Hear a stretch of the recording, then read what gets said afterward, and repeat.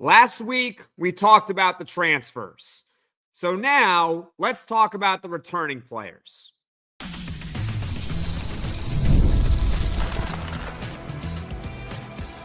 You are Locked On Syracuse, your daily podcast on the Syracuse Orange. Part of the Locked On Podcast Network, your team every day.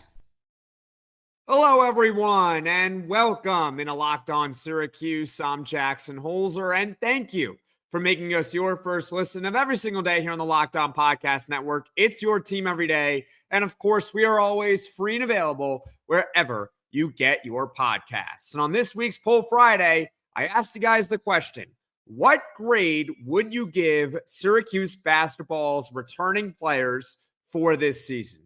Obviously, like I said last week when we talked about the transfers, there is still time left in the 2024-25 season. However, I think it's pretty safe to say that this season is going to end pretty soon. They have their final regular season game tomorrow against Virginia. And then after that, they start the ACC tournament on Tuesday, and chances are they are going to be knocked out pretty early. So again, the grades are subject to change, but in all likelihood, they will not change. For context, last week, I gave, as well as you guys, gave the transfers for this season a D grade. So let's talk about the returners. We had 5 of them on this year's team. You got JJ Starling, Chris Bell, Kyle Cuffe, Naheem McLeod, and, well, Chance Westry is also technically a returning player. There were 228 votes on this week's Poll Friday, and in first place, it was, like last week, a D. 42% said a D. Second place was an F at 33%. Third place was a C at 23%. And in fourth was a B at only 2%. My grade on the transfer, or not on the transfers, on the returners, it's going to sound harsh. It's an F. I am giving this batch of returning players an F for this season. Let's talk about JJ Starling. I think individually, he deserves a grade of a C. On the surface, JJ Starling improved this season. He averages 18 points a game, 3.8 rebounds, 2.8 assists. Those are all career highs for JJ Starling. But when you dig just a little bit deeper on JJ Starling's season, you'll come to realize he really hasn't taken that next step at all. Because the issue with him this season has been efficiency. It is down across the board. He's barely shooting above 40% from the field. He shoots under 27% from the three-point line. And oh, by the way, he attempts nearly 6 3-pointers a game this season. I mean, can please someone tell him to stop shooting threes? He is so much better when he is attacking the basket, but instead, too often this season, he has been settling for threes. He is just not a very good outside shooter, and he's been taking way too many outside shots this season. Starling also is not a good defender. He's not. If you go look at his defensive rating on Evan Maya, it's a 0.03. So it's slightly, very, very slightly positive. Last year, it was negative 0.06. So I guess he got marginally better on defense this year, but that's about it. He's still not a good defender. Overall, I would want JJ Starling to return to Syracuse basketball next season. That being said, if he does return to Syracuse basketball next season, right, he doesn't enter the transfer portal or anything like that, he needs to be in a more reduced role. It's as simple as that. I don't think he is a 1. Maybe he could be a 2, but it also depends on who's your 3, who's your 4, and more importantly, who's your number 1. Ideally, he would probably be a 3rd option for next season if he returns to the Orange. But I would take him back because I do think he does provide a scoring punch to this team. Next up, let's talk about Chris Bell. Chris Bell he's just been bad this season. Sorry, I'm blunt, but that's just the way it is. I give him an F.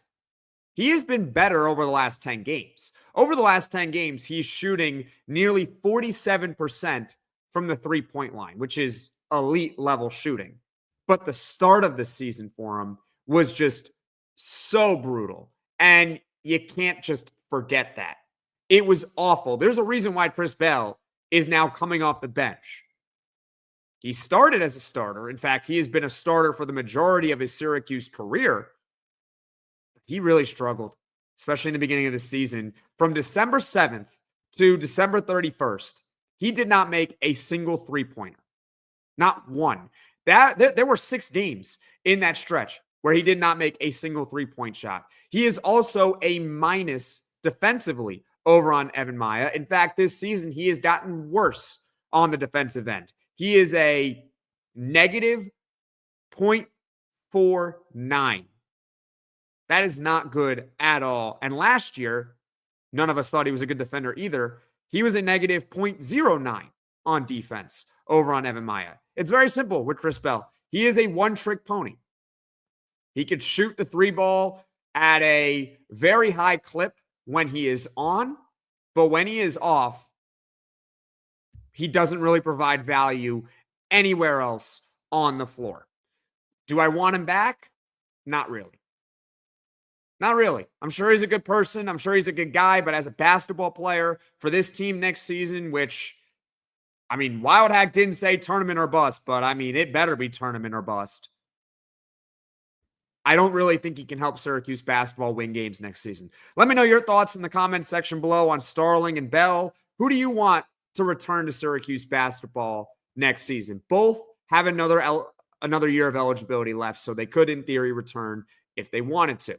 Now, coming up, we'll talk about the other returning players and give some last thoughts. So stick with me here on Locked On Syracuse.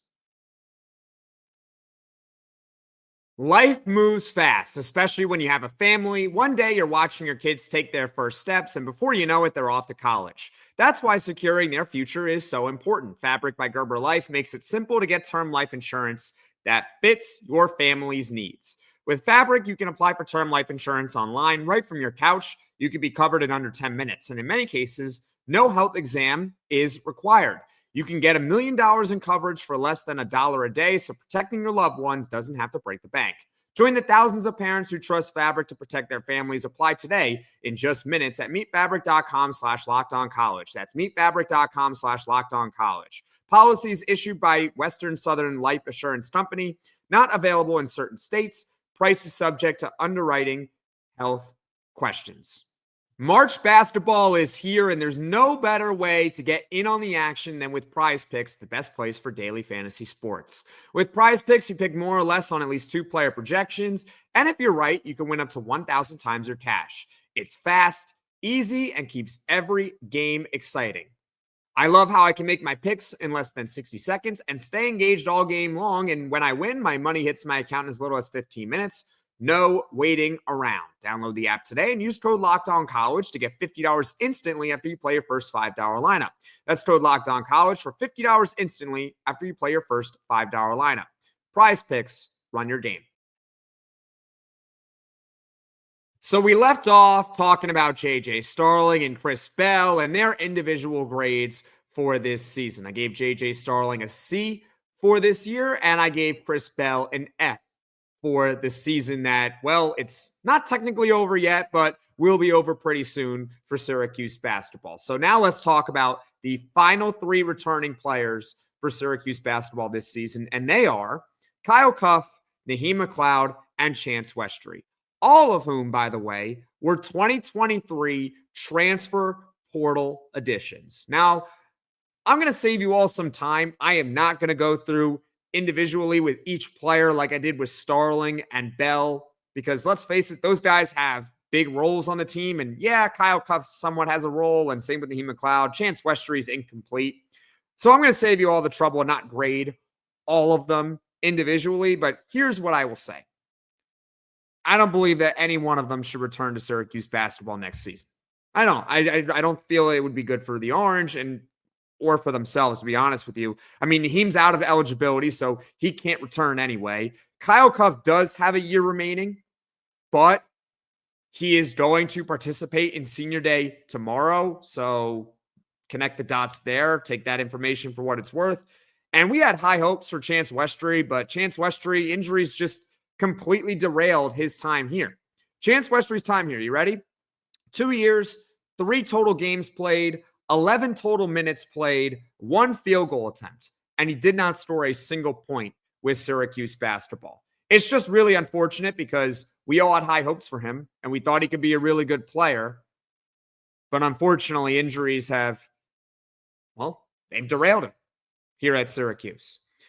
So overall, like I told you all from the top, the returning players failed this season for Syracuse basketball. And I think they were worse than the transfers, who, by the way, weren't very good either, in my opinion. And I think this also tells you that there is not one singular reason why Syracuse basketball is having the season that it's having. I think too often we try to find that one reason. It's a mix of everything. That's why I've said the problem with Syracuse is everything. The NIL is not good enough. The returning players were not good enough. The transfer additions were not good enough. We'll talk about the freshmen maybe next week on Poll Friday, but I mean, Donnie Freeman was good when he played, but Elijah Chopamore, Peter Mastorovich has been okay, I guess. But even then, they haven't been great. They haven't been otherworldly. And also the coaching. The coaching has not been good either this season, as demonstrated by the multiple blown leads that Syracuse has had recently. There is not one singular issue. It's a combination of everything that has gone wrong with the Orange this season. I'd love to hear from you in the comments section below. Once again, what grade would you give Syracuse's returning players for this season? Thank you for making Locked On Syracuse your first listen today. And for your second listen, you can check out the Locked On College Basketball Podcast with Isaac Shade and Andy Patton. March is here, so be the most informed college basketball fan throughout the madness. You can find Locked On College Basketball on YouTube or wherever you get your podcasts. Folks, thank you all so much for watching. Thank you all so much for listening. If you like this podcast, be sure to hit that like button. If you really enjoy the podcast, be sure to hit subscribe. Tell all your friends about Locked On Syracuse, and I will see you all again soon.